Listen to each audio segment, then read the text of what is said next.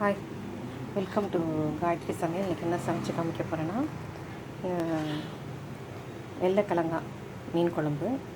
இது பேர் வெள்ளைக்கிழங்கா. இந்த மாதிரி தலை மட்டும் கட் பண்ணிடணும். அதில் ஒரு சின்ன கல் மாதிரி இருக்கும், அதை யூஸ் பண்ணக்கூடாது.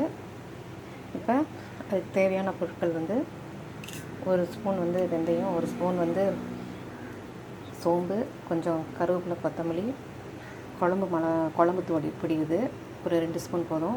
ஒரு ஸ்பூன் மிளகுத்தூள், 2 பச்சை மிளகாய் நீல வாக்கில் கட் பண்ணி வச்சுக்கணும். சின்ன வெங்காயம் உரித்து இந்த மாதிரி ஒரு 10-15 வச்சுக்கணும்.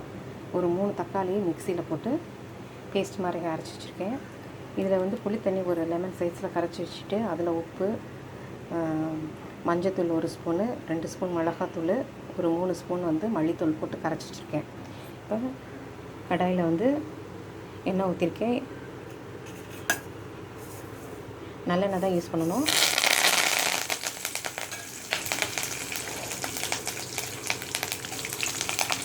வெந்தயம், சோம்பு, கருவேப்பிலை, பச்சை மிளகாய், சின்ன வெங்காயம்,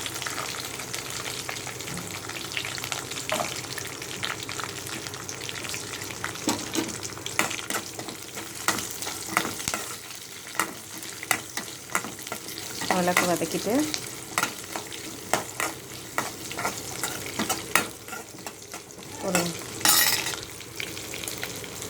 அடுத்தது நம்ம தக்காளி பேஸ்ட் வைக்கணும்.